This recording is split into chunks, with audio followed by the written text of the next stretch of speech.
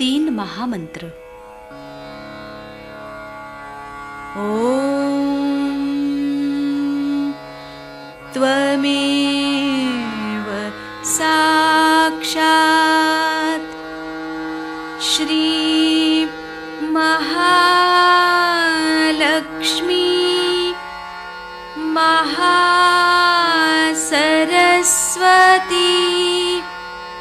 महाकाली त्रिगुणात्मिका कुंडलिनी साक्षात् श्री आदिशक्ति माताजी श्री निर्मला देव्यै नमो नमः। ॐ त्वमेव साक्षात् श्री कल्की साक्षात् श्री आदिशक्ति माताजी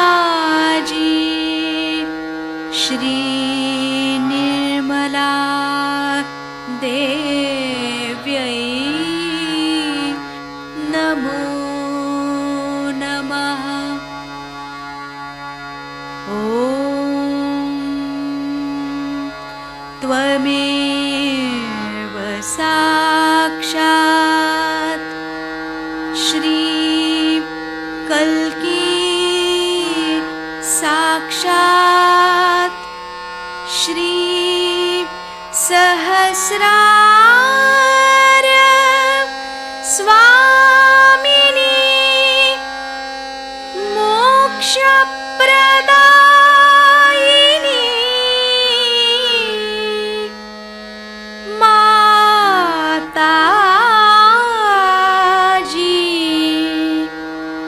श्री निर्मला देव्यै नमो नमः। श्री गणेश मंत्र। ॐ त्वमेव साक्षात् श्री गणेश साक्षात् श्री आदिशक्ति माताजी श्री निर्मला देव्यै नमो नमः।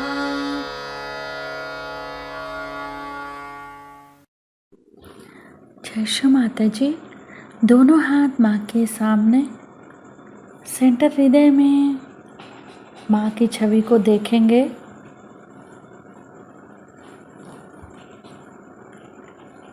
बीचों बीच हृदय में माँ को, श्री माता जी को बुलाएंगे। परम पूजनीय श्री माता जी, कृपा करके हम सभी के हृदय में अपना स्थान ग्रहण कीजिए। बार बार प्रार्थना, श्री माता जी कृपा करके हम सभी के हृदय में स्थान ग्रहण कीजिए। श्री माता जी हम सबको क्षमा कर दीजिए, हम सभी अज्ञानी हैं। सेंटर हृदय में श्री माता जी के प्रेम को अनुभव करेंगे।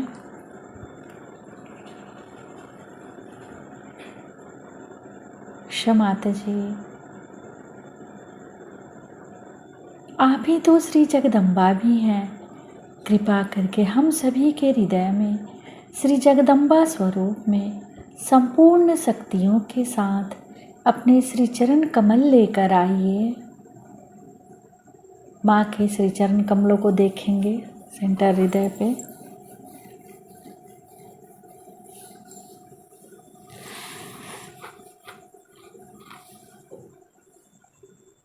श्री माता जी कृपा करके हम सभी के हृदय को अपने प्रेम से भर दीजिए। क्षमाता जी, हम सभी आपसे बहुत प्रेम करते हैं, हम सभी के हृदय में आइए।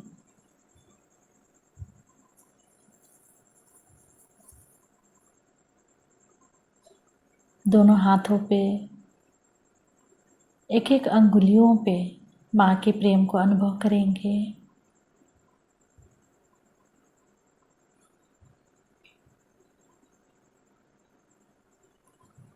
धीरे धीरे अपने संपूर्ण चित्त को राइट स्वादिष्ठान पे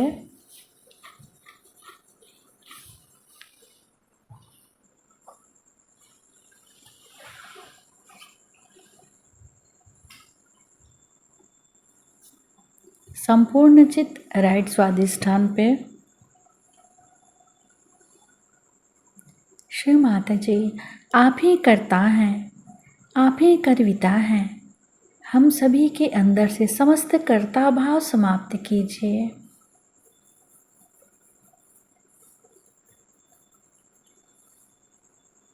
श्री माता जी, हमारे दाहिने स्वादिष्ठान में समस्त कर्ता भाव समाप्त कीजिए।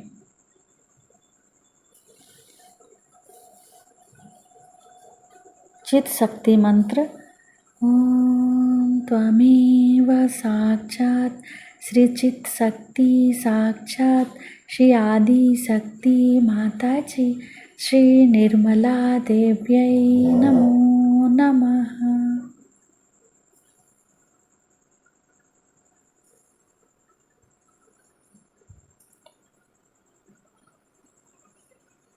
संपूर्ण चित राइट स्वादिष्ठान पे ही रखेंगे।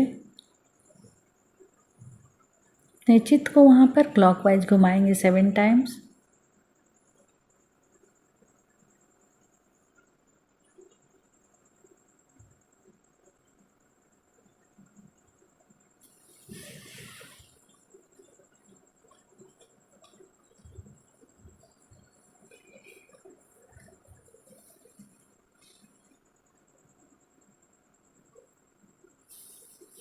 धीरे धीरे अपने संपूर्ण चित्त को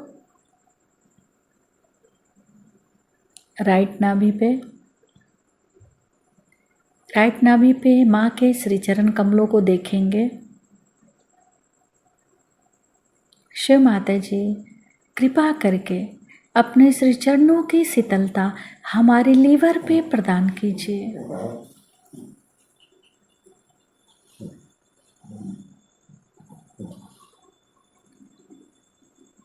शिव माता जी, कृपा करके अपने श्री चरणों की शीतलता हमारे लीवर पे प्रदान कीजिए। अपने चित्त को भी राइट स्वादिष्ठान से फिर राइट नाभि पे क्लॉकवाइज घुमाएंगे।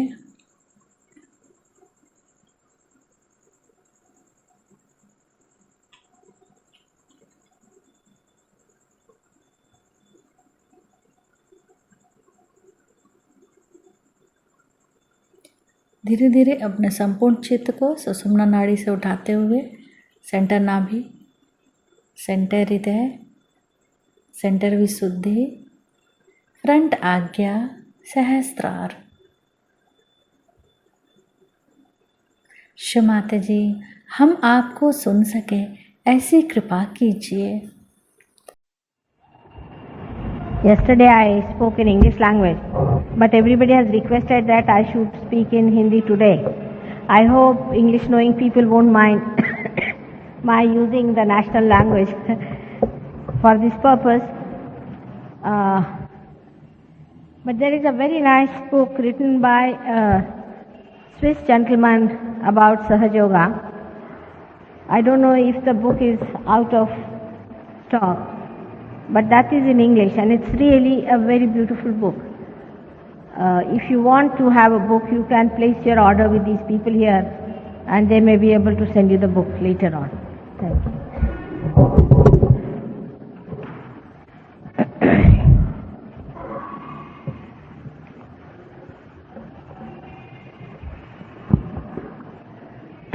कल आपको प्रस्तावना में मैंने बताया कि जो आप हैं वो किस लिए संसार में आए हैं, परमात्मा ने आपको इतनी मेहनत से क्यों इंसान बनाया और इस इंसान का क्या उपयोग है। इसके लिए परमात्मा ने हमारे अंदर जो जो व्यवस्था की है वो अतीव सुंदर है और बड़ी मेहनत लेकर के ये व्यवस्था की गई और सारी तैयारियां अंदर जुट गई थी। लेकिन जिस वक्त मनुष्य को स्वतंत्रता दी गई, जब मनुष्य ने अपनी गर्दन ऊपर उठाई और जो पूर्ण मानव हो गया, तो उसने अपने स्वतंत्रता को भी पा लिया था। उसके अंदर जो दोनों शक्तियां जिसके बारे में मैंने कल बताया था, ईड़ा और पिंगला की शक्ति, ईड़ा जिससे कि हमारा अस्तित्व एग्जिस्टेंस बनता है और पिंगला के जिससे हम सृजन करते हैं, क्रिएटिव होते हैं, ये दोनों ही शक्तियां कार्यान्वित होने के कारण हमारे अंदर मन और बुद्धि या मन और अहंकार नाम की दो संस्थाएं तैयार हो गई। ये संस्थाएं आप अगर देखें तो सर में दो बलून के जैसे हैं, जो कि आपको यहाँ दिखाई देंगी कि सर में दो बलून के जैसे हमारे अंदर बन गई। इसे अंग्रेजी में ईगो और सुपर ईगो कहा जाता है।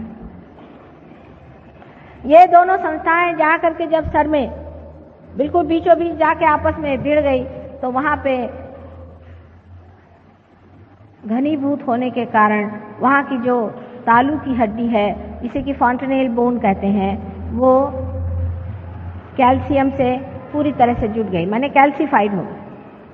माने जो वो नरम हड्डी थी वो एकदम सख्त हो गई। ये होने के कारण ही आप मिस्टर ये हैं, आप मिसेस वो हैं, आप मिस वो हैं। इसी कारण आप सब में जो अहम पना है कि मैं ये हूँ, मैं वो हूँ, मैं ये हूँ, ये सब इसी वजह से आ गया, क्योंकि आप सब उस सर्वव्यापी शक्ति से अलग हो गए। इससे पहले जो कुछ भी आपकी उत्क्रांति हुई, माने आप एक कार्बन एटम से लेकर के इंसान होने तक जो भी आपकी उत्क्रांति हुई, जो भी आपका इवोल्यूशन हुआ है, वो अपने आप होते रहा और वो आपके सतर्कता में नहीं हुआ, आपके कॉन्शियस माइंड में नहीं हुआ। मैं बीच बीच में अंग्रेजी शब्द इस्तेमाल करूंगी, तो जिनको बहुत अच्छे से हिंदी नहीं भी आती वो भी समझ पाएंगे।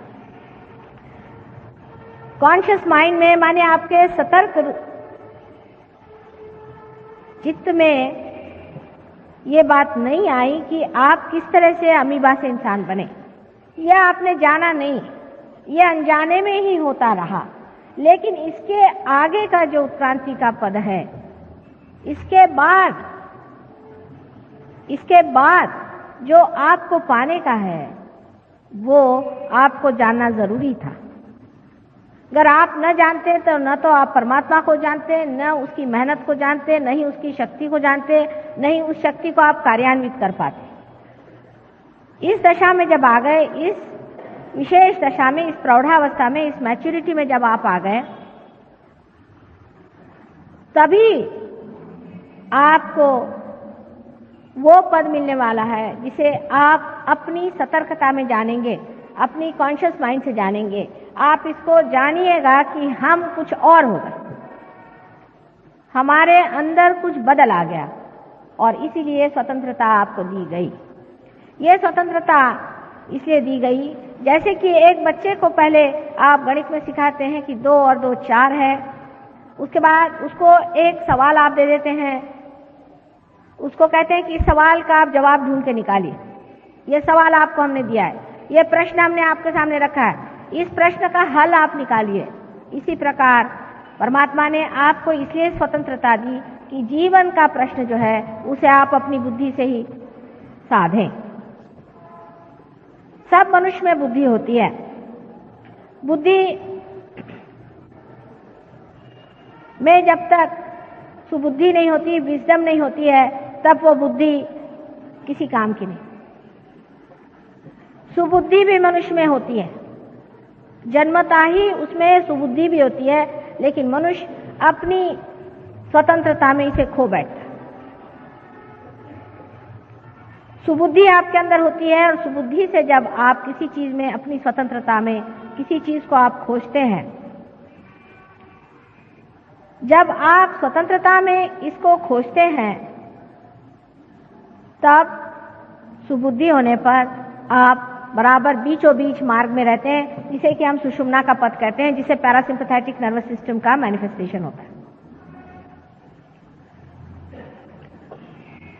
अब जो लोग इस सुबुद्धि से अपरिचित हैं या जिन्होंने उसको तिलांजलि दे दी, इस विजडम से पार हो गए, वो एक तो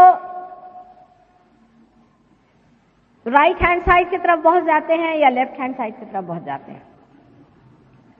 अब इस लेफ्ट हैंड की ओर हमारा अतीत है, हमारा अतीत, हमारा पास्ट लेफ्ट हैंड की तरफ में। जो कुछ हमने आज तक किया है वो सब हमारे लेफ्ट में है, हमारी ईड़ा नाड़ी में पूरा की पूरा स्थित है। इसी से जो संस्था बनती है, जिसे कि हम मन कहते हैं या सुपर ईगो कहते हैं। आपने बहुत बार सुना हो, लोग कहेंगे मेरा मन नहीं चाहता ना, ये मन है क्या? ये मन आप नहीं है, ये मन है। लोग कहते हैं भाई मेरा मन नहीं चाहता है करने को।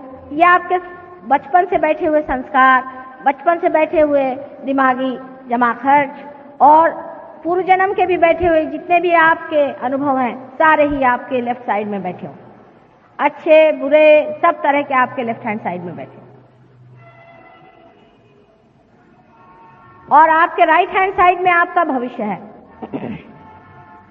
राइट हैंड साइड में आप जो सोचते हैं आगे का, ये करने का है, प्लानिंग करने का है, ऐसा करने का है, वहां जाने का है, इसे मिलने का है, ये सारा कुछ आपके राइट हैंड साइड में होता है। उसी प्रकार हमारे शरीर की चिंता करना कि हमारा शरीर कैसा ठीक रहेगा और इस शरीर में ये तकलीफ है और किसी आने वाले मृत्यु से डरना आदि सब राइट हैंड साइड में हो जाता है। पर सुषुम्ना जो बीच का स्थान है वो है आपका प्रेजेंट,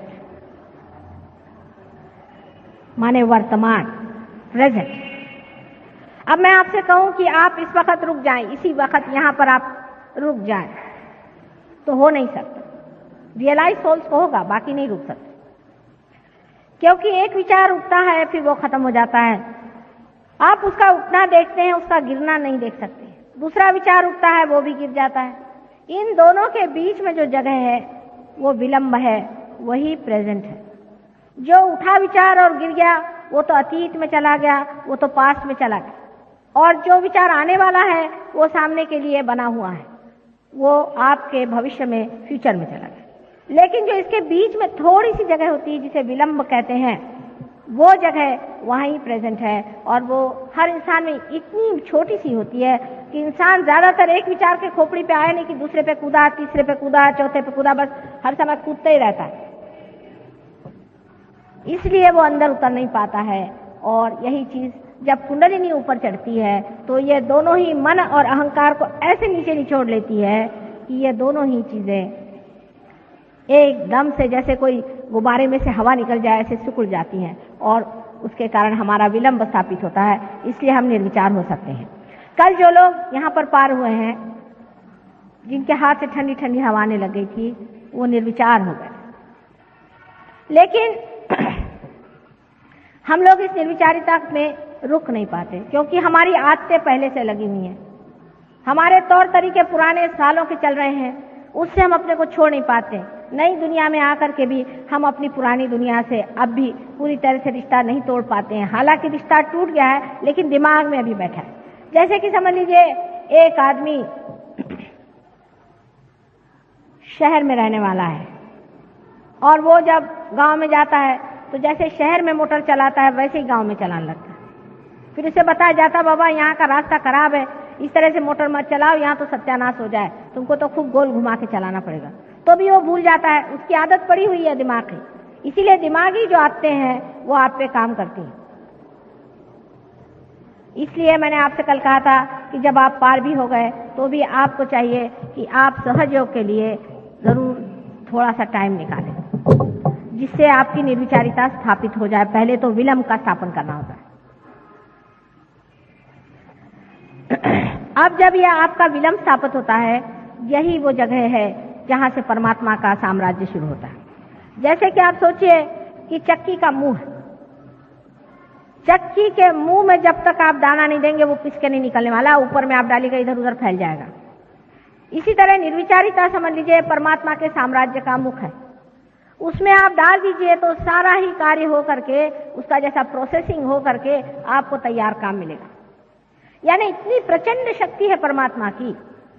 क्या आपको कोई प्रश्न है? अभी यहाँ पर एक साहब आए हुए हैं, वो मॉरिशस के रहने वाले हैं, बहुत बड़े साइंटिस्ट हैं और उन्होंने डॉक्टरेट की, बहुत सालों से मेहनत करते रहे, उनकी डॉक्टरेट किसी तरह से पास नहीं कर रहे थे और विषय उन्होंने बड़ा सुंदर लिया था कि शराब का क्या असर होता है हमारे ऊपर। उसमें सहयोग की दृष्टि से भी बहुत विचार विनिमय हुआ लेकिन उनका माँ मैं तो हार गया इन लोगों से, ये तो मेरा देखते भी नहीं। मैंने कहा अच्छा तुम्हारा थीसिस तुम लेके आ जाओ। तो लेके आए, मैंने उसे पढ़ा वढ़ा कुछ नहीं, मैंने कहा भाई अभी इसका तो टाइम नहीं है, बस मैंने उसे उठा करके और उस चक्की के मुंह में दे दिया और आपको आश्चर्य होगा दूसरे दिन वो डॉक्टर हो गए। दूसरे ही दिन, एक शब्द भी इसमें से झूठा नहीं। उस चक्की के मुंह में डालने का एक प्रयास शुरू हो जाना चाहिए। करते करते वही फिर आदत हो जाती, फिर हम कहते हैं अच्छा भगवान पे छोड़ दो। आप कितना भी कार्य कर लीजिए, लेकिन अगर वो परमात्मा पे छोड़ा नहीं है तो उसका फल पता नहीं कहां से जाके क्या निकला है। जब आप विचारों के चक्करों में घूमते हैं तब आप कार्यान्वित रहते हैं। अब इसी वजह से मनुष्य ने जब अपनी स्वतंत्रता पाली तो उसने दो काम शुरू किए। शुरू में तो उसने ये कहना शुरू कर दिया कि ये नहीं करो, वो नहीं करो, यहाँ नहीं जाओ, वहां नहीं जाओ। खासकर वेस्टर्न देशों में बहुत ज्यादा डिसिप्लिन करो। अगर सवेरे जाना है तो ग्रे रंग का सूट पहनो, रात को जाना तो काले रंग का पहनो। शराब पीना है तो इस बोतल से पियो, फलाने का एक, उसका एक, अलग से एक ग्लास लाओ, उसके ऐसे कांटे चम्मच रखो, इसके साथ में ये कपड़ा पहनना चाहिए। मार खोपड़ी खा ली अपनी, उसका कोई अंत है? पागल जैसे लग गए। हर एक चीज का उन्होंने ऐसा तरीका बनाया कि आदमी पगला जाए। खाना न खाना हुआ एक आफत हो गई। चीज है तो उसके लिए प्लेटर अलग लाओ, फलाने के लिए अलग लाओ। अपने देश में भी ऐसे रिचुअलिज्म बहुत हो गए। यानी परमात्मा की प्रार्थना करना, परमात्मा को अपने को समर्पित करना, ये छोड़ के उसके दुनिया भर के रिचुअलिज्म हमने निकाले और उसमें इतनी बेवकूफियां हमारे देश में भी हमने की है कि जिसकी कोई हद नहीं। उसका उदाहरण एक बताऊं कि जैसे कि संकष्टी होती है अपने यहाँ, जिस दिन श्री गणेश जी का जन्म हुआ है उस दिन उपवास करना। अब ये बताइए आपके घर अगर बच्चा होगा तो उस दिन क्या आप उपवास करेंगे, सुतक रखेंगे? एक सीधा हिसाब बताइए। एक रीजनिंग लगाना चाहिए ना, आदमी को सोचना चाहिए क्या हम इस तरह से करेंगे? हमारे घर अगर बच्चा हुआ तो भाई हम शोर करेंगे, उस दिन ढोल बजाएंगे, लोगों को पेड़े खिलाएंगे, खूब मौज करेंगे, मेजबानी करेंगे। और श्री गणेश जब पैदा हुए तो उस दिन जा करके आप उपवास करें। ये इस तरह की अजीब अजीब चीजें। फिर ये कि मंदिरों में जाना, फिर मंदिर में ब्राह्मण बैठे हुए हैं, बड़े 420 हैं पक्के, मालूम है इनका कोई चरित्र नहीं, कुछ नहीं, जाके उनके सामने उनके पैर छूना। आपके पैर के धूल के बराबर भी नहीं है, पर वहां बैठे हैं मंदिर में तो उनके पैर छूना। फिर वो तीला लगाना और सवेरे 4 बजे उठ करके सबको परेशान करना, चीखना, चिल्लाना, धर्म के नाम पे हर तरह की परेशानी डालना। हर एक धर्म में, कौन सा धर्म ऐसा नहीं जिसमें तमाशे नहीं किए? जैन धर्म लो तो भगवान ने बचा रखे। जैन धर्म में जो जो तमाशे इन्होंने किए हैं भगवान ही बचा रखे। एक बड़े भारी जैनी मुनि मेरे पास आए, मैंने कहा भाई ये क्या कर रहे हो तुम लोग? कि उसके चंवर के हिलाने के पैसे दो और उसके पीछे में वो मूर्ति के पीछे में खड़े होने के पैसे दो, उसके पैसे दो, उसके पैसे दो। ये कोई तरीका है? जैसे वो शादी होती है, बारात में दूल्हा आता है तो उसके घोड़े के पैसे दो, उसके गाड़ी के पैसे दो। ऐसे भगवान के सब चीज के आप पैसे देते बैठे हुए हो। इस तरह की अजीब सजीब चीजें हमारे धर्म के नाम में बन गई। क्रिश्चियन धर्म में तो और भी सत्यानाश, कुछ पूछे ही नहीं। पहले आपको मालूम होगा कि पोप साहब ने वो निकाले थे परवाने, ये लो वो लो और परवाने करो। अभी भी वही चला, हर एक चीज में पैसा। जहां जाइए वहां पैसा लेना और इस तरह की चीजें करना। फिर आप जानते हैं नन्स बनाना, फिर उनके बाल कटवाना, फिर उनको हर तरह से उनके शरीर को तकलीफ देना। ये किसने बताया? अपने यहाँ भी बहुत है। कोई वो हो गए सन्यासिनी हो गए, कोई सन्यासी हो गए तो एक पैर से खड़े हुए हैं, कोई सर के बल खड़े हुए हैं। ये कोई परमात्मा को खुश करने का तरीका है? आप ही बताइए। अगर आपका बेटा आपके सामने ऐसा करे तो आप तो मर जाइएगा परेशानी से कि क्या पगला गए कि हुआ है इनको, ये ऐसा क्यों कर रहे हैं? किसने बताया आपको कि आप अपने को इतनी तकलीफ दीजिए, इतने परेशानी में डालिए रात दिन? यहाँ मुसलमानों में पकड़ के कोड़े मारो, चिल्लाओ, चीखो, ये किसने बताया? इस तरह के तमाशे रिलीजन के नाम में न जाने कितने अंट शंट बातें हो गई जिसकी कोई हद नहीं। तो उसका रिएक्शन हो गया। जब बेवकूफी हद तक पहुंच गई तो उसका रिएक्शन हो गया। साइकोलॉजिस्ट आए, वो अपने बड़े अक्लमंद समझते हैं, हमारे मराठी में कहते हैं उल्टावर से शहाणे। उन्होंने समझाना शुरू कर दिया कि साहब ये तो ठीक नहीं है, आप कंडीशनिंग कर रहे हो, कंडीशनिंग कर रहे हो, अपना सब व्यक्तित्व ही खत्म करे दे रहे हो, ये नहीं करो, वो नहीं करो, तुम्हारा लिबरेशन कैसा होगा? तुम सब इनहिबिटेड हो, तुम्हारे अंदर ये हालत खराब है, वो हालत खराब।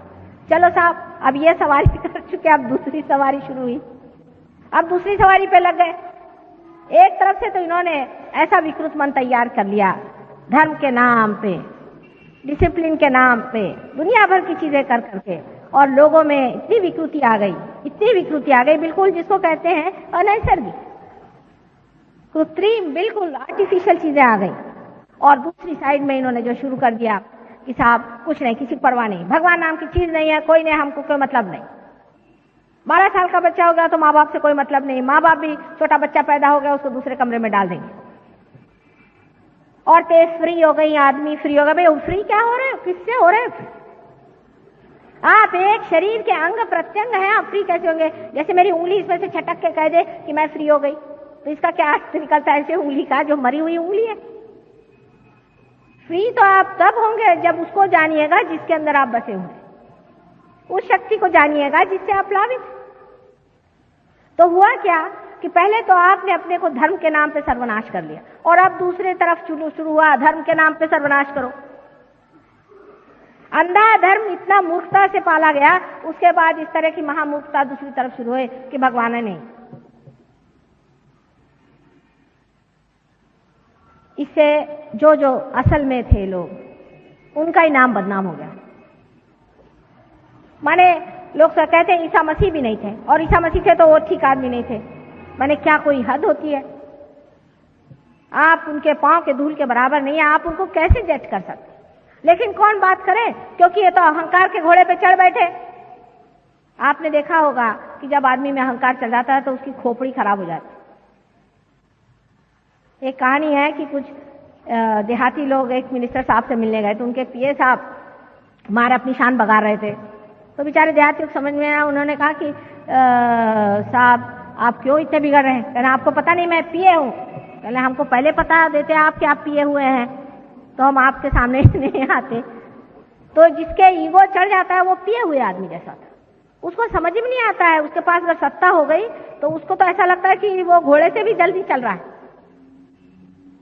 घोड़ा तो पीछे रहेगा, या ऊपर ही दौड़ते रहता है बिगाड़ घोड़े के। अजीब पागलपन के नमूने आप लोगों ने देखे होंगे, मुझे बताने की जरूरत नहीं। कोई आदमी फोन पे बात करता है तो फौरन पता हो जाता कि कहाँ की चिड़िया है ये। बात के ढंग में, बातचीत में, हर एक चीज में उसके अंदर अहंकार ऐसा जोर मारता है कि उसको पता ही नहीं चलता। आप लोगों के अहंकार में अभी तक उतनी वो नहीं आई है चुस्ती जितनी हमने वेस्ट के लोगों में देखी। उनका तो अहंकार ऐसा उन पे जमा बैठा हुआ है कि वहां का एक साधारण मजदूर भी इस तरह से बात करता है कि लगता है ये कौन से पागल खाने से चला है भाई। वहां तो नम्रता नाम की चीज किसी को मालूम नहीं, सुबह से शाम गाली गलौज के सिवा बात ही नहीं करते। कम से कम अपने देश में सभ्यता है, कम से कम बोलने में लोग सभ्यता से बात करते हैं। नसीब है मैं मराठी में हिंदी में बोल रही हूँ, ये लोग सुनेंगे नहीं। हालांकि वो खुद ही कहते हैं, मुझसे कहते हैं माँ हमारे अंदर कलोसल ईगो आ गया है, हम कहीं नेपोलियन तो नहीं थे पहले जन्म में। इसलिए समझ लेना चाहिए कि एक तरफ तो हम बहते बहते चले गए, एक साइड में अंधश्रद्धा में, और दूसरी तरफ हम बहते बहते चले गए अहंकार। दोनों भी चीजें असलियत से दूर है। हर एक चीज का जो इसेंस होता है, जो तत्व होता है, बीचों बीच होता है। हमारी भी पीठ की रीढ़ की हड्डी बीचों बीच रहना, मध्यगा। उसी में शक्ति होती है। क्या हमारा हाथ भी टूट जाए तो फर्क नहीं पड़ेगा, लेकिन हमारी रीढ़ की हड्डी टूट जाए तो हम जी भी नहीं सकते। इसीलिए जो इंसान एक्सट्रीम्स पे चलते हैं, अब पैसे के लिए भागना शुरू हुआ तो पैसों के लिए भाग रहे। अरे भाई, उसकी भी कोई हद होती है या क्या? आखिर तुम्हें क्या खरीदना है? क्या हेलीकॉप्टर खरीदना है? पैसे के पीछे भागेंगे तो इस हद तक कि देश भी बेच दो, कोई हद नहीं। पैसा है ना, पैसे की इज्जत होती, और कोई पैसे की इज्जत नहीं होती। सब लोग जानते हैं कि एक कोई भी ऐसा आदमी हो जो इस तरह का है, वो सिर्फ मुंह देखी इज्जत करता है इंसान। जैसे ही उसकी पीठ फिरती है, कहते देखा है ये ब्लैक मार्केटियर जा रहा है, ये महा चोर है, परसों जेल से छूटा है। जो आदमी पैसे की इज्जत करता है वो वहीं तक सीमित है। आपके अंदर उन्हीं चीज की तो वो इज्जत नहीं कर रहा, आपकी तो बाहरी चीज की इज्जत हो रही है। आपका अंदर क्या है? आप में अपनी अगर प्रतिष्ठा है, आप में अपना अगर सेल्फ रिस्पेक्ट है, तो आप क्यों अपने को पैसे के पीछे में बेच रहे हैं? आप मनुष्य हैं, मानव हैं, बहुत ऊंची चीज है। पैसा तो ठोकर पे चलता है, धूल है पैसा। पैसे से मिलने क्या वाला? और ये पैसा इसीलिए आपसे झेलता भी नहीं। आपके पास 100 रुपया आ जाए तो ठीक है कहना, पर कहीं 200 आ गए तो गए आप गुत्ते पर। गुत्ते पर नहीं गए तो और कुछ धंधे शुरू कर दिए आपने। ज्यादा पैसा आदमी को झेलता ही नहीं है। कभी मैंने सुना नहीं कि कोई आदमी को ज्यादा रुपया मिल गया तो वो जाकर फौरन ये सोचता है कि इससे मैं चलो जा करके कोई बड़ा ही शुभ काम करूं, या किसी गरीब के घर में जा करके उसकी लड़की है या बच्चा है उसका कुछ देखभाल करूं। बहुत कम। ये ऐसे भी जो लोग करते हैं वो मतलब उनके पास लाखों रुपया का उसमें से एक पाई निकाल करके वो देंगे और कहेंगे मेरा नाम आप छापिएगा जरूर। मेरे पास ऐसे रोज आते हैं कि हम आपके आश्रम के लिए रुपया देंगे, पर आप हमारे बाप का नाम वहां लिख दीजिएगा। मैंने कहा मैं क्या लिखूंगी आपके बाप का नाम? लोग पूछेंगे कि इसकी स्पिरिचुअल वैल्यू क्या थी इस आदमी की। आपकी स्पिरिचुअल वैल्यू क्या है उसे देखना चाहिए। आपका आत्मिक तत्व कहां तक जागृत हुआ है वो महत्वपूर्ण बात है। जब आप अपने आत्मिक तत्व पे आते हैं तब आप इस तरह से पागल जैसे पैसों के पीछे भागते नहीं। और आप जानते हैं कि पैसा कभी भी समाधान नहीं दे सकता। ये तो इकोनॉमिक्स में लिखी हुई बात है। ये तो इकोनॉमिक्स में लिखी हुई बात है कि पैसा आपको समाधान नहीं दे सकता। You please be seated, because even if I am not speaking in English, you expose yourself to me. Just sit down like this. Doesn't matter. You see, so many people listened to me in English yesterday patiently because they realize it is the exposure to mother is important and not what she speaks. This intellect where you are hearing is of no use in Sahaja. Alright, you just put your hands like this and don't get disturbed. You can hear me through your heart. तो आपकी जो असलियत है उसकी इज्जत करिए। जो आपके अंदर बसी हुई परमात्मा की देन है उसकी आप इज्जत करिए, और तब आप किसी एक्सट्रीम पे नहीं जाते। सत्ता के पीछे में आजकल आप देख रहे हैं अपने देश में कि लोगों में जरा भी किसी भी प्रकार की स्टेबिलिटी नजर नहीं आती, क्योंकि उनमें अपने में उनको विश्वास नहीं रह गया। उनको यही नहीं समझ में आ रहा है कि क्या करें, बौखला गए। उनका बेस ही कोई नहीं रह गया, कोई उनके तत्व नहीं रह गए, क्योंकि वो तत्व से बहुत दूर चले गए हैं। और उस तत्व के दूर जाने के लिए उनको कोई भी घबराहट नहीं होती, क्योंकि उनका अहंकार उससे पूरा होता है। इसका फायदा बहुत लोग उठाते हैं। इस तरह के जो लोग डामाडोल होते हैं उनका बहुत लोग फायदा उठाते हैं। अब आप कहिएगा कि माता जी आजकल तो सभी लोग इसी प्रकार के अपने देश में हो गए हैं। सबका जो है वो अहंकार इतना बढ़ गया है कि लोग किसी भी तत्व में विश्वास नहीं करते। नहीं करेंगे तो भुगतेंगे। जो मनुष्य अपने तत्व में विश्वास नहीं करता वो भुगतेगा। हर एक ने भोगा है, और जो नहीं करेंगे वो सब भोगेंगे। हिटलर अपने को समझता था कि वो दुनिया को नचा देगा। उस जमाने में तो उसको ऐसा लगता था कि वो जो करे सो कायदा। उसका उन्होंने तो भोगा ही, उनके सारे देश ने भोगा और आज तक भोग रहे। इसलिए याद रखना चाहिए कि पहले ये मैं कहूं कि तुम बेटा भोगो, बेहतर मैं ये कहूं कि तुम अपना जो आनंद है उसे भोगो, अपना जो सुख है उसे भोगो, अपना जो तत्व है। ये भी एक शान की चीज है कि आदमी अपने तत्व पे खड़ा है।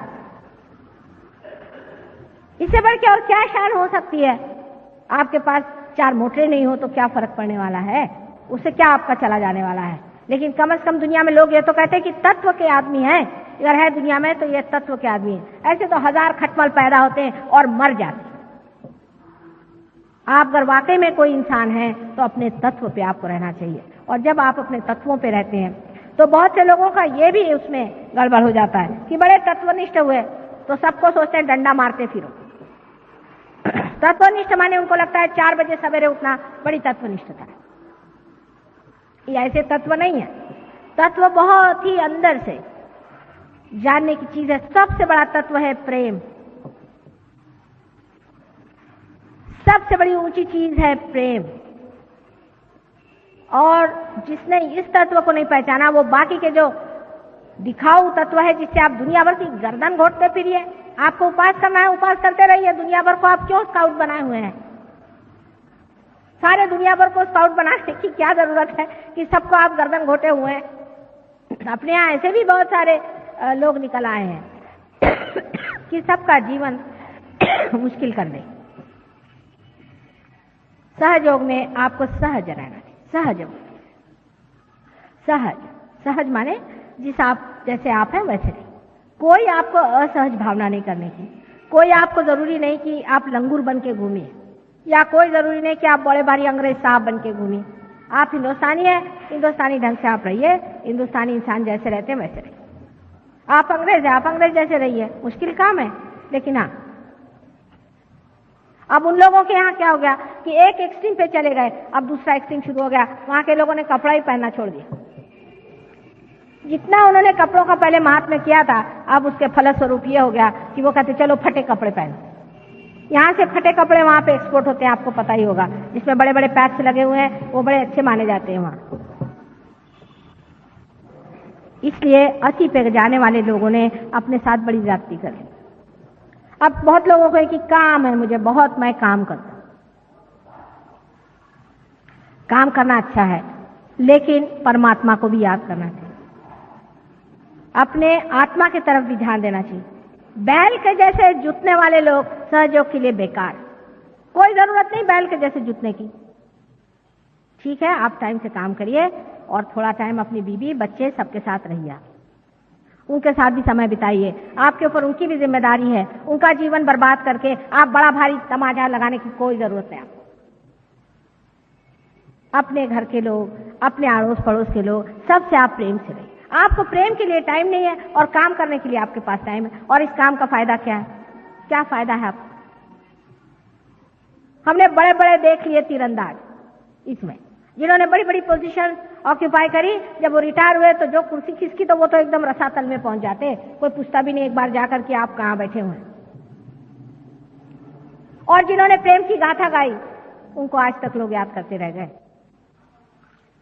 ऐसे अनेक आप उदाहरण जानते हैं। जितने भी साधु संत हो गए, चाहे जैसे भी गरीबी में रहे हो, आज भी लोग मत्था टिकाने उनके दरबार पहुंचते हैं। और जो बड़े बड़े अपने को रईस समझ करके और बड़े बड़े अपने को शहंशाह समझ करके दुनिया में जिन्होंने आफत मचा दी थी, आज वो कौन से खेत में और कहां धूल में पड़े हुए सड़ रहे हैं। किसी को पता भी नहीं कि कौन कहां चले गए। कम से कम किसी को पता भी हुआ तो उधर से कोई जाएगा नहीं, बाबा रे बाबा वो राक्षस वहां सो रहा है, अपन इधर ही से चलो। लेकिन जिन्होंने प्रेम किया संसार पे, जिन्होंने प्रेम दिया, ऐसे लोगों की एक एक चीज में, उनके एक एक वाक्य में इतना माधुर्य है कि अभी तक जहां भी कहीं कुछ मिलता है लोग उसे पकड़ लेते हैं। आप ही लोग, जब आप जानते हैं कि हृदय से आप ऐसी ही चीजों की इज्जत करते हैं, आप ऐसे ही इंसान की हृदय से इज्जत करते हैं, फिर आप अपनी भी इज्जत करिए।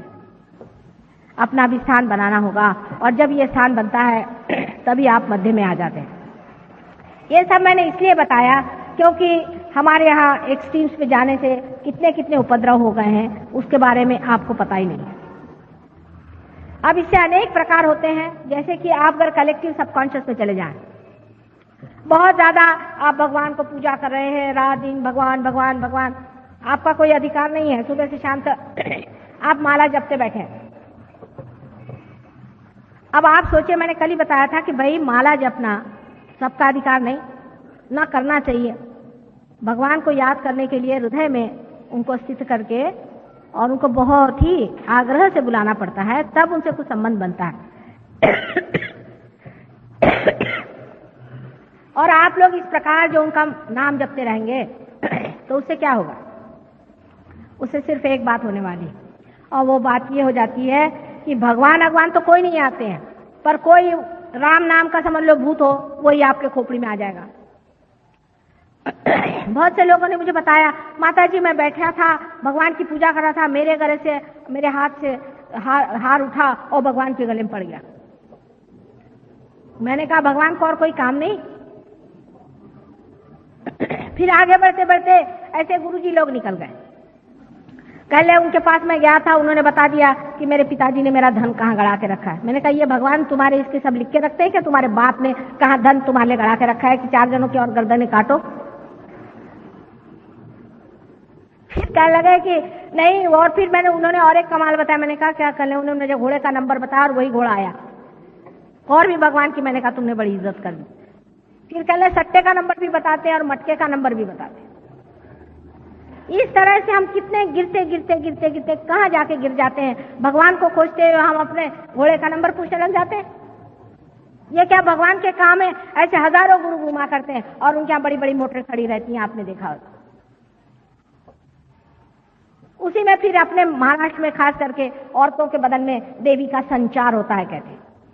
इन भूतनियों के बदन में आने के लिए देवी को कोई धंधा है या नहीं? वैसे तो वो बर्तन मांजती रहती है दुनिया भर के, और उनके अंदर देवी आ गई, सब गए उसके पैर छूने के लिए। ये सारी बेवकूफी हमारी लेफ्ट साइड के मूर्खता की वजह से और अंधता की वजह से हम लोग करते हैं। सुबह से शाम घर कहाँ भाई जाओ, तुमको मंदिर जाना है जाओ, सिर्फ वहां जो मूर्ति है उसके सामने मत्था टिकाना और वापस चले आना। तो वो मानेंगे नहीं इस बात। वहां से वो प्रसाद ले आएंगे, वो पता नहीं किस गंदे आदमी ने किस तरह से बनाया है, उसका हृदय कैसा है, वो खा के चले गए, हाँ प्रसाद खाया, और उसके बाद सीधे डॉक्टर के पास। और राइट साइड के जब लोग बिगड़ते हैं तो उनका तो भगवान ही बचाए रखे, क्योंकि अहंकार ऐसी चीज है कि वो आदमी को कुछ समझ में नहीं आता। वो बेवकूफियां करते जाएगा, मूर्खता करते जाएगा, लेकिन उसके समझ में नहीं आएगा कि मैं मूर्ख हूं। सब दुनिया उस पर थूकेगी, हंसेगी। एक बोसाका नाम की जगह है, वहां के राजा साहब इतने बेवकूफ हैं, प्राइम मिनिस्टर, कि उन्होंने मोती के, मतलब वो है नीग्रो, और मोती के उन्होंने जूते बनाए। अजीब अजीब तरह की चीजें वो करते रहते हैं। दुनिया उन पे हंसती है कि ये अमीन साहब एक हैं अकलमंद बहुत बड़े, लेकिन वो अपने को इतने अकलमंद समझते हैं कि उनको कौन समझाए। वो घोड़े पे सवार है ना। अहंकारी आदमी तो बहुत ही मुश्किल से ठीक होता है, क्योंकि उसका अहंकार, वो सोचता है यही मैं हूं, और इस अहंकार को भी पालने वाले पैदा हो गए। वो आपको कुछ न कुछ सिखा देंगे कि हाँ भैया तुम आओ मेरे पास में, मैं तुम्हारे बाप के नाम से बना दूंगा, हो गए। आपका मैं नाम दे दूंगा, भोगानंद, ढोंगानंद, खराबानंद। अंग्रेज लोग तो बेचारे कुछ जानते नहीं, उनको जो भी नाम दे दे। अभी एक साहब मुझे बता रहे थे कि उन्होंने 600 पाउंड दिया एक महाशय जी को, कि उन्होंने उनको मंत्र दिया। मंत्र क्या दिया? आएगा 600 पाउंड। और दूसरे को दिया ठिंगा। अब हिंदुस्तानी समझता है बेचारे, इनको कुछ मालूम नहीं, बुद्धू है, उनको ठिंगा मंत्र दे दिया। आपको कपड़े पहना दिए, आपसे कहा कपड़े उतार दो, कहीं कुछ, ये माला पहन लो, ये करो वो करो, हो गए बेचारे बुद्धू। अब वो अहंकार के चक्कर में उनको ये नहीं समझ में आता कि भाई माला पहनने से कोई परमात्मा मिलेगा। कबीर ने तो कहा है कि कर का मन का छाड़ी दे, मन का थे। ये सब क्या गधे थे? नानक जी क्या सब बिल्कुल झूठ बोल गए? तुकाराम क्या बिल्कुल गलत थे? ज्ञानेश्वर बिल्कुल गलत थे? और ये कहां से आ गए हैं आज समझाने के लिए, जिसे मराठी में कहते हैं उपट शुंभ। इनकी बातें आप लोग सुनने लग जाते हैं, क्योंकि आप राइट साइड पे बहुत क्रॉस कर गए। फिर कोई आकर के आपको बातें करे और आपका दिमाग खराब कर दे, आप पे ऐसे वर्णन करे, आपके बिल्कुल पुल बांधे तारीफ के, इतना आपको प्रेस कर दे, आप बिल्कुल लद्द से जमीन पे गिर जाइएगा, आपको पता नहीं चलेगा, गर्दन कट जाए। ऐसी बेवकूफी में फंसने वाले लोग परमात्मा को क्या पाएंगे? यहां उल्टी बात है। आपको परमात्मा को पाना है। यहां आपको परमात्मा को बुलवाना है, उनका आवाहन करना है, अपने हृदय में बिठाना है। उनसे कहना है कि प्रभु आओ, हमारे अंदर जो भी दोष हो उसे क्षमा कर दो, और हमारे हृदय में आप जागरूक हो जाओ, आप सुप्त न रहो। यहाँ दूसरी बात है यहाँ कोई दुकान नहीं है कि आप देते हो कि नहीं देते हो, कोई आपने हमको रुपया पैसा दिया था जो हम देंगे। ऐसे आकर लोग डंडे लेकर खड़े हो जाते कि आप माँ हो कि हमको क्यों नहीं देते, देना तो देंगे नहीं तो नहीं देंगे, आप हमें ललकार नहीं सकते। इसकी वजह ये नहीं कि देना नहीं चाहते, लेकिन जब नहीं बनता है तो नहीं बनता है, और बनता है तो बनता है, उसे क्या किया जाए।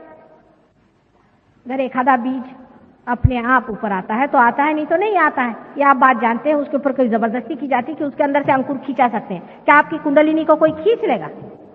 जो कुछ भी आपका किया कराया है, जिस तरह से अपनी आपने तबीयत संभाली है, उसके अनुसार आपकी कुंडलिनी जागृत होती है।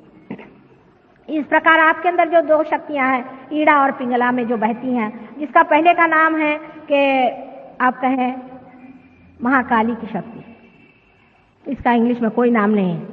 ये महाकाली की शक्ति आपके लेफ्ट साइड में दौड़ती है। इसे होली घोस्ट अंग्रेजी में कहते हैं। इसी एक महाकाली शक्ति से ही दूसरी शक्तियां निकलती है, यही परम शक्ति है। इसमें से दूसरी शक्ति निकलती है जिसे कि हम लोग महासरस्वती की शक्ति कहते हैं, जिससे हम सोचते हैं, विचारते हैं और आगे की बात करते हैं। इन दो शक्तियों को गलत तरीके से इस्तेमाल करने की वजह से ही हमारे अंदर अहंकार और प्रतिअहंकार के घनीभूत सर में ये बबल्स हो जाते हैं, या कहना चाहिए गुब्बारे जैसे दो घनीभूत संस्थाएं तैयार हो जाती हैं। और इसके चक्कर की वजह से ही कुंडलिनी नहीं उठती, क्योंकि जब इस तरह से एकदम पूरी तरह से आपका सर ढक जाए, या एक ने ज्यादा ढकेल दिया हो या दूसरे ने ज्यादा ढकेल दिया हो, तो बीच की जगह नहीं बन सकती, कुंडलिनी जगह पे बैठी रहती। पर सर्वसाधारण कुंडलिनी उठ जाती है, आपने कल देखा है। इसीलिए मैं आपसे कल कह रही थी कि क्षमा करें। अहंकार का इलाज है क्षमा करना। अगर आपको गुस्सा आए, जैसे ही गुस्सा आए आप एक शब्द कहें कि क्षमा। कोई अगर बोले समझ लो आप बहुत क्विक टेम्पर्ड हैं, बहुत हॉट टेम्पर्ड हैं, बहुत ही ज्यादा, आपके नाक पे कहते हैं कि नाकाचा शेंडाला राग अस्तु, नाक के ऊपर में यहाँ आप पे गुस्सा बैठा हुआ। ऐसे आदमी को यह करना चाहिए, जैसे आप में गुस्सा है तो आप उसे कहते ठहरिए ठहरिए ठहरिए, 3 मरतबा उसे कहिए, या आप उसे कहिए क्या कहा आपने, क्या कहा आपने, क्या कहा आपने, और फिर उसके बाद आप कहिए क्षमा। कोशिश करके देखिए, गुस्सा आपका कम हो जाएगा। लेकिन जबरदस्ती गुस्से से जूझने की जरूरत नहीं है, गुस्से की जूझने की जरूरत नहीं। जिस आदमी के अंदर गुस्सा दबा हो, चाहे निकला हुआ है, जिसमें गुस्सा करने की आदत है, इसका मतलब है उसका अहंकार दुखित है, उसका अहंकार परेशान है। इसलिए आदमी को पहले अपने को क्षमा करना चाहिए और फिर दूसरों को क्षमा करना चाहिए। और क्षमा इसीलिए बहुत बड़ा एक साधन भगवान ने हमें दिया हुआ है, जिसके कारण हम अपने अहंकार को पा सकते हैं। अब हमारे मन को जीतने का कौन सा तरीका है? एक तो क्षमा से हम अपने अहंकार को जीत सकते हैं, और अपने मन को जीतने का तरीका यह है कि जिस चीज को बहुत ज्यादा देखने का मन करता है, जिस चीज को बहुत ज्यादा पाने का मन करता है, उधर से अपने मन को कहना क्या बेवकूफी लगा रखी है, तो मन का खिंचाव खत्म हो जाएगा, मन की आदतें टूट जाएंगी। आदतें तोड़ने के लिए सबसे अच्छा तरीका यही है कि जिस चीज का बहुत मन चाहता है उसे कहना अच्छा जरा आप बैठे रहिए, बहुत आपको देख लिया हमने। लेकिन ऐसा नहीं होता है। अधिकतर लोग कहेंगे कि भाई मैं तो भाई असली घी खाता हूं और तो कुछ नहीं खाता, मैं तो भाई ऐसा है मेरा कि मुझे तो बढ़िया एकदम खाने के लिए चाहिए। हमारे यहाँ खाने पीना ज्यादातर मन में होता है, अपने देश में खाने पीने की बीमारी, तो सुबह से शाम यही बीमारी है कि आप क्या खाते हैं। क्या भगवान आपको कि खाने पर कोई पारितोषिक देने वाला है कि भाई आप ये खाना खाते हैं, वो खाना खाते हैं, आपको इस खाने का शौक है, आज मला पूरण पोड़ी चाहिए। इसमें अपनी शान बघारना कितनी बेवकूफी की बात है। मुझे ये अच्छा लगता है, मुझे वो अच्छा लगता है, इस तरह से जबान से कहना भी क्या शोभनीय है।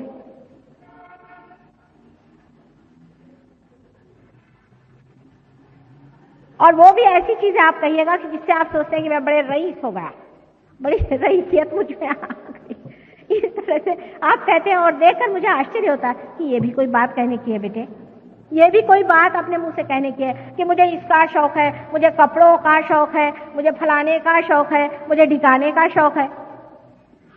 परमात्मा की नजर में ये सब चीजें क्या होंगी आप ही बताइए। आप परमात्मा की जगह खड़े होकर सुनिए कि अगर कोई आदमी आपसे बताए कि मुझे इसका शौक है, उसका शौक है, फलाना है, हमारी अम्मा बहुत अच्छा खाना खिलाती हैं, वो ढिकानी है, वो कुछ नहीं बनाती, हमारी अम्मा बहुत अच्छी है,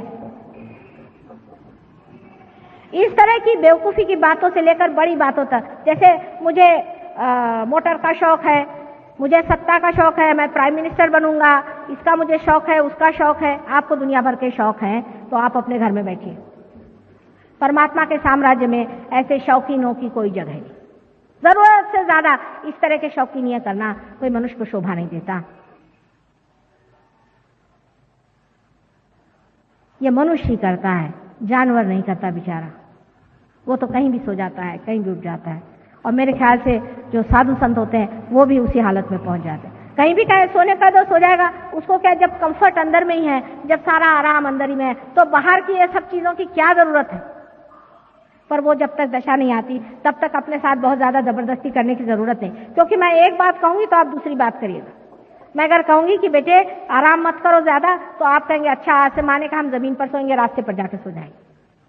मैंने कहा कि भाई रास्ते पर सोना अच्छा नहीं है तो हम महलों में जाके सोएंगे। मैंने बीच में रहो, ये बात मैं कह रही हूं कि किसी भी बीच में न रहने से मनुष्य में एक तरह से बड़ी बेवकूफी आ जाती है और वो इतना फ्रिवलस और इस कदर वो श्रृंखल हो जाता है कि उसकी ये समझ भी नहीं आता है कि किस चीज में मजा है। हर चीज को वो उछली नजर से देखते रहता है। सारा जीवन उसका बड़ा उथला, उसमें कोई गहनता नहीं आती। और जब तक गहनता नहीं आएगी तब तक आपके अंदर आनंद कितना भी भरो, कुछ आनंद आपको नहीं मिला। ये दोनों एक्सट्रीम्स की बातें हैं। मैंने आपसे बताया कि जब आदमी अहंकार में चढ़ता है तो अहंकार के भी भूत चढ़ते हैं। ऐसे कैसे अहंकारी लोग होते हैं दुनिया में कि जो मरते हैं तो भी उनका अहंकार नहीं जाता। इनको लगता है कि साहब मैंने कुछ काम ही नहीं किया। ऐसे लोग भी आपके खोपड़ी में घुस सकते हैं, उनके भी भूत आपके अंदर आ सकते हैं और आप ऐसी ऐसी बातें करेंगे कि लोग कहेंगे ये तो ऐसा नहीं था, इसको हो क्या गया।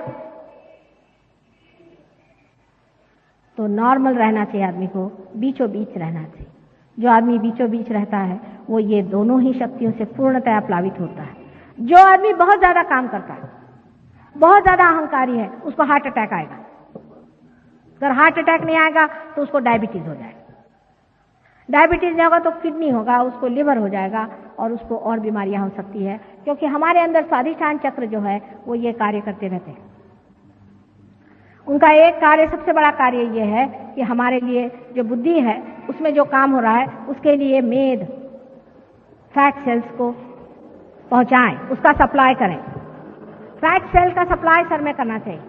अब वो बेचारे को एक काम तो अगर आपने दे दिया, रात दिन सोचो सोचो सोचो, तो बाकी की जो काम उनके हैं, जो कि पैंक्रियास है, आपके लिवर है, आपकी किडनीज हैं और स्प्लीन वगैरह है, उनको नहीं देख पाते, फिर आपको डायबिटीज की बीमारी हो जाती है।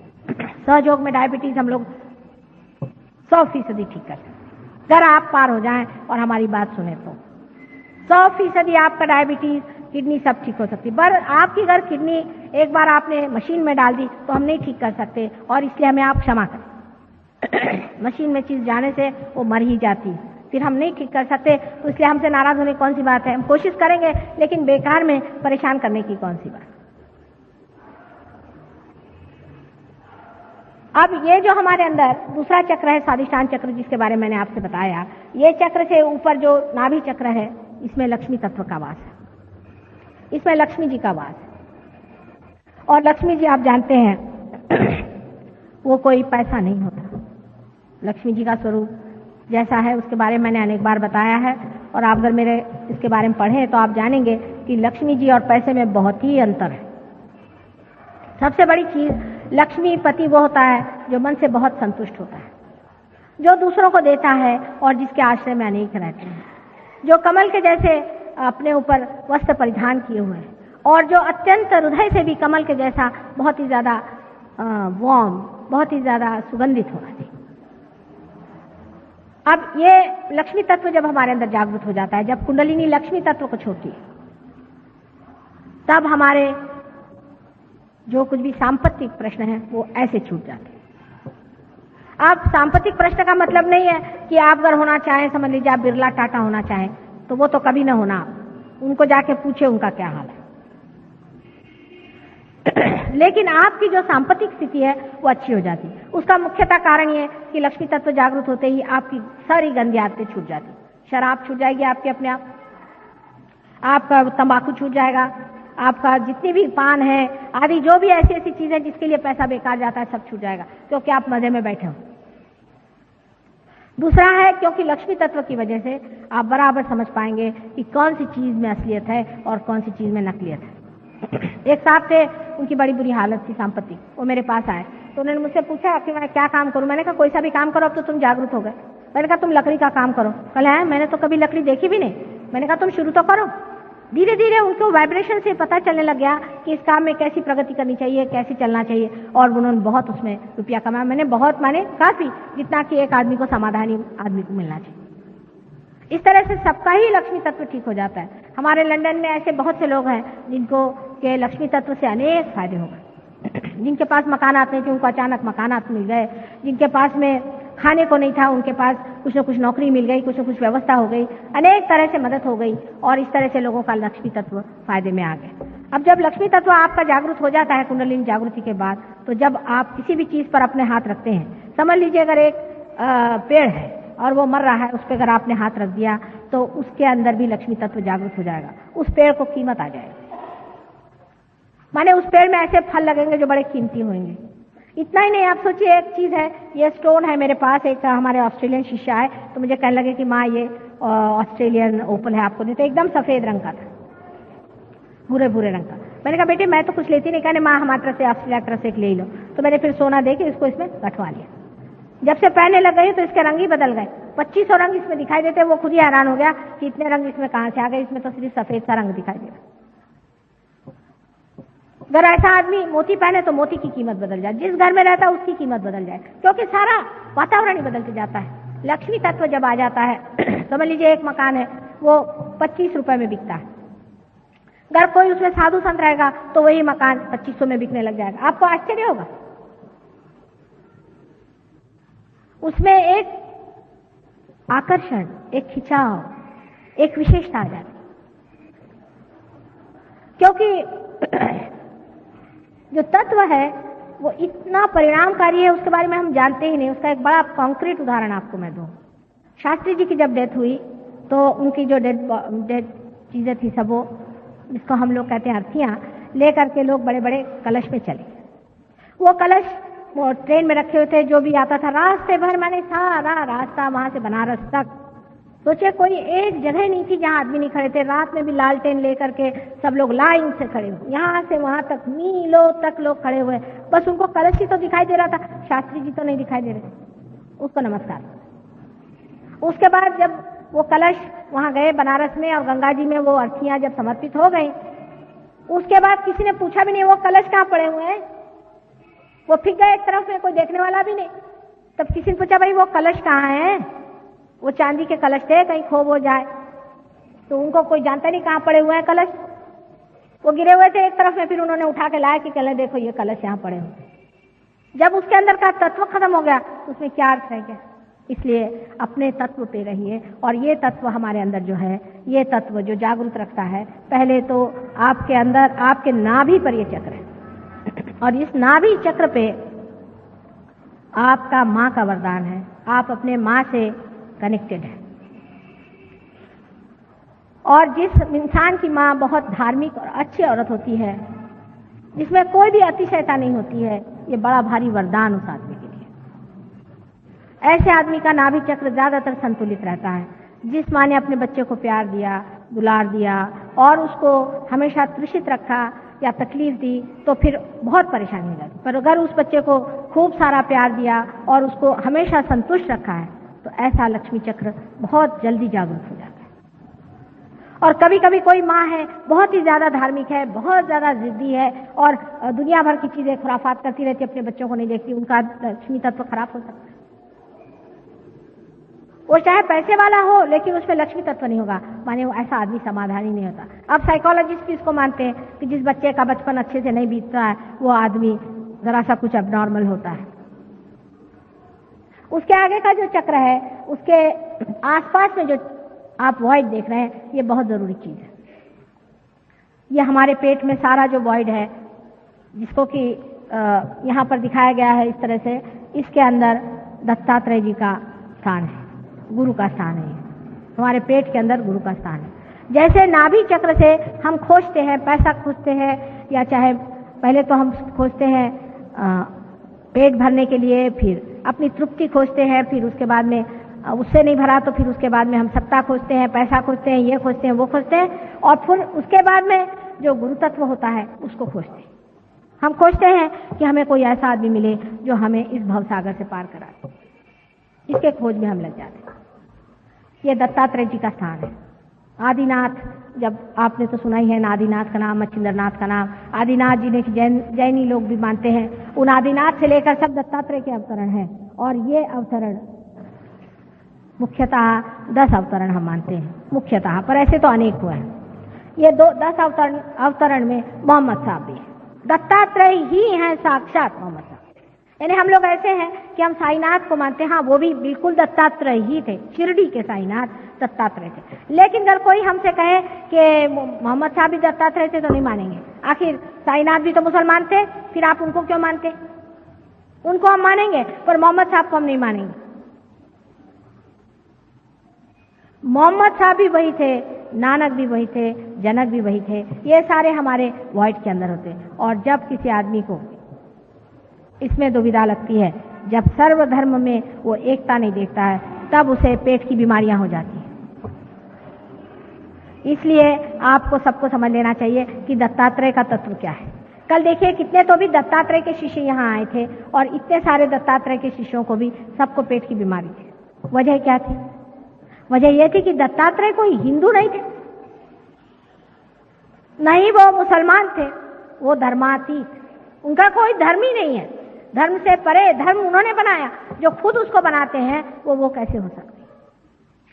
जब तक ये भावना हमारे अंदर पूरी तरह जागृत होती। साईनाथ ने खुद कहा है कि किसी भी धर्म की निंदा करना ये महापाप है, लेकिन कितने लोग साईनाथ के शिष्य इस बात को मानते हैं? और ये ही हमारे अंदर गुरु तत्व है जिसे हमें जानना चाहिए। और आपको मैंने बताया जैसे मोसेस थे, अब्राहम थे, ये सभी एक ही गुरु तत्व से पैदा हुए, और ये गुरु तत्व हमारे अंदर भी बसा हुआ। इस गुरु तत्व को जागरूक कर लेने से हम ही अपने गुरु हो जाते हैं।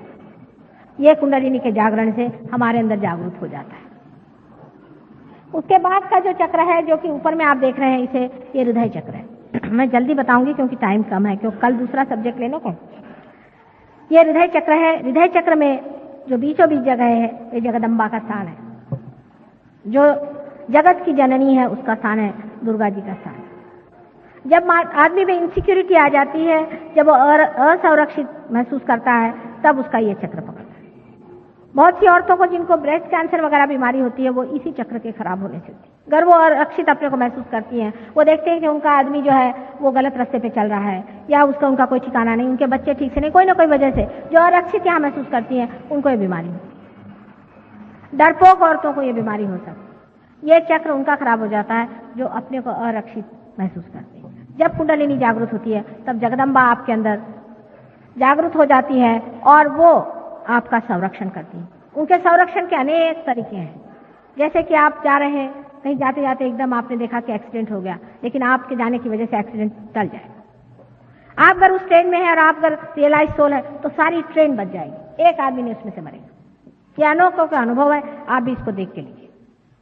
इसलिए जरूरी है कि आपका जो हृदय चक्र है वो ठीक कर दिया जाए। जिनका हृदय चक्र ठीक नहीं होता, उनको और भी अनेक बीमारियां लग सकती हैं, जैसे बुरी तरह का ब्रोंकाइटिस है, बुरी तरह की खांसी आदि, सब इसी चक्र के और इस चक्र के मिलाप से होती है। अब राइट साइड में जो अपना चक्र है यहाँ पर दिखाया हुआ, वो चक्र, उसमें श्री राम का स्थान है। जब ये चक्र हमारा खराब हो जाता है, श्री राम का चक्र, श्री राम मर्यादा पुरुषोत्तम, जैसे हम अपनी मर्यादाएं तोड़ लें, माने ये कि किसी वक्त भी उठे नहा लिया बेवकूफ जैसे, ये मर्यादा तोड़नी हुई कि नहीं हुई? लंदन में सारे हिंदुस्तानी लोगों को बीमारी है, 8:30 बजे नहा करके और दफ्तर चले जाएंगे, और वहां लंग का कैंसर बहुत होता है, इसी चक्र के टूटने से होता है।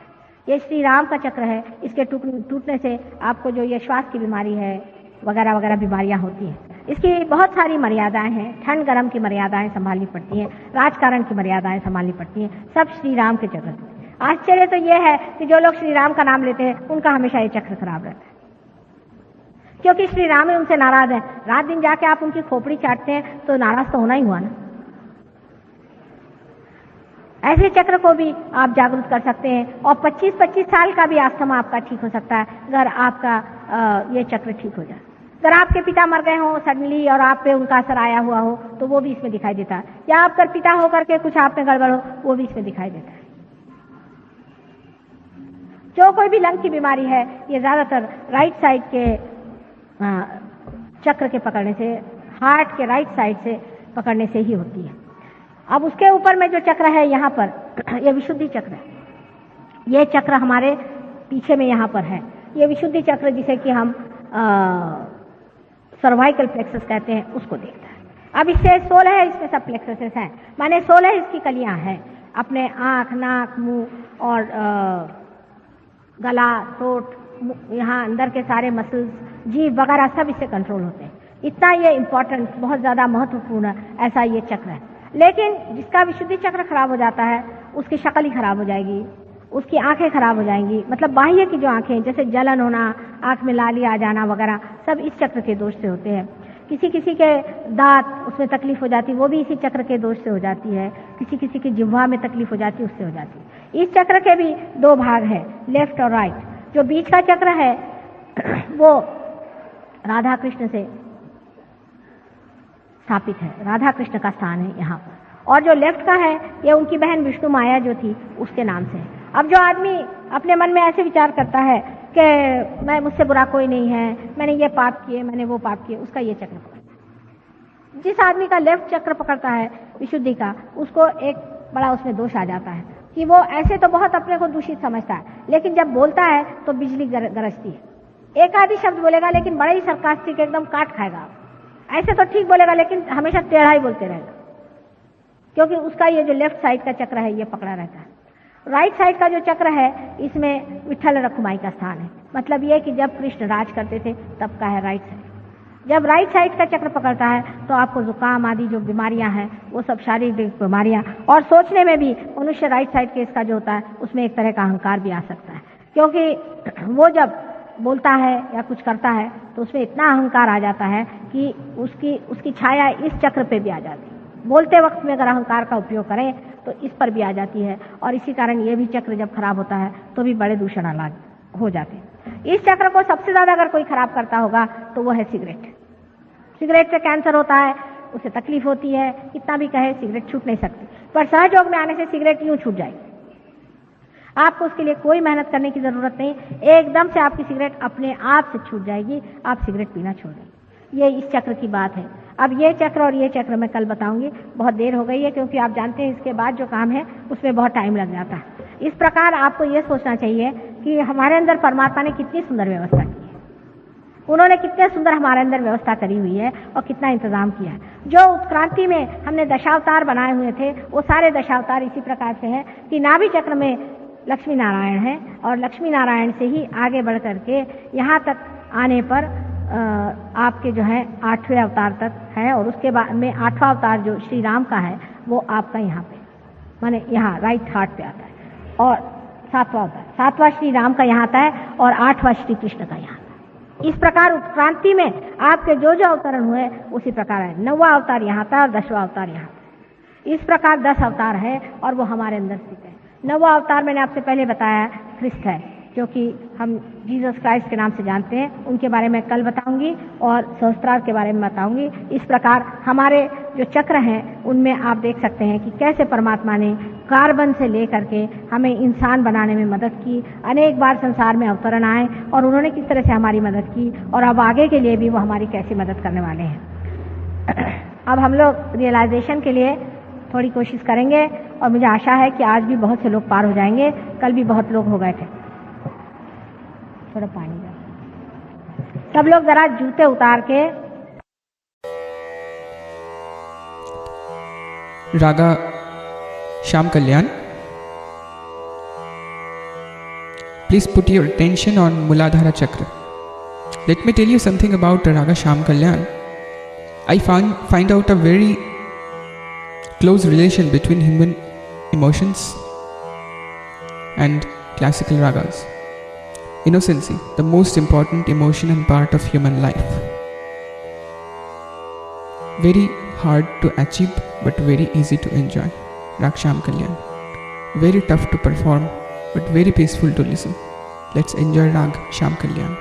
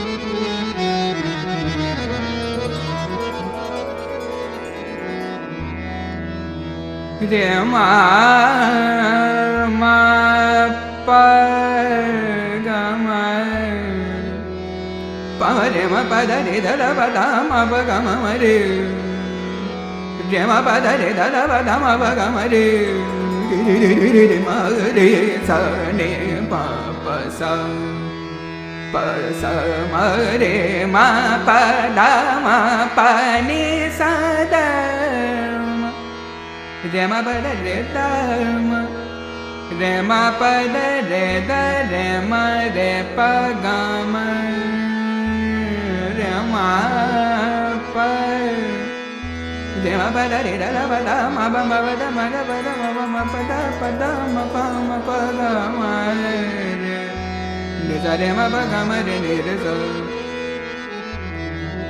re sa re ma pa ga ma re re sa re sa re ma pa ga ma re ni ma re sa ma re pa ma da pa ma ba sa ni da ma da pa ga ma re sa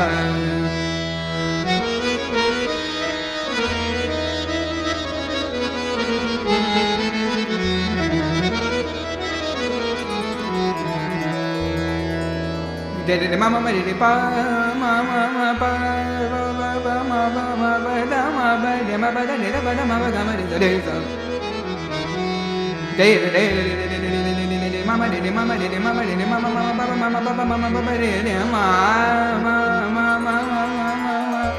re re ma ma re re ma ma re re ma ma re re ma ma re re sa re ma re pa ma pa da ba da ma ba re ma pa da ma pa da ma da pa ni da ni pa da ma da da ma pa ma re ma pa re ma pa sa ni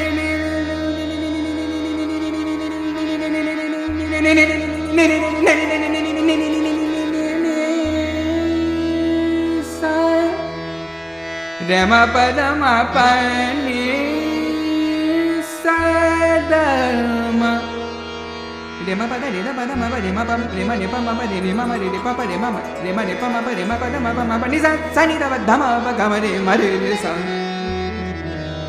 re sa ma re pa ma da ma pa sa ni da ba da ma ba ga ma re ma pa da ma ba da ma da ma ba ga ma re ma pa da ma da pa da ma pa ga ma re sa re sa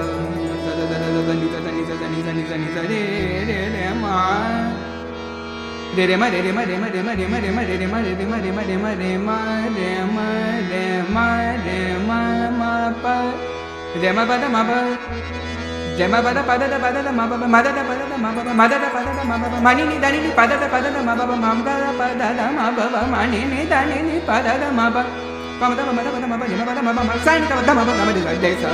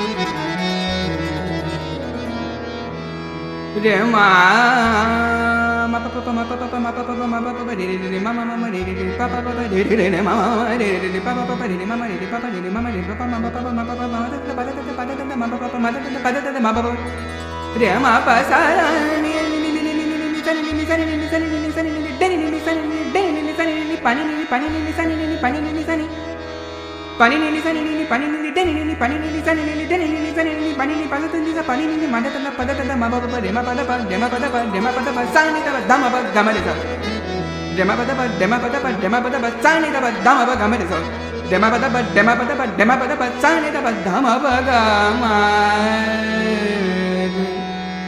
ni sa re ma pada ma ba pa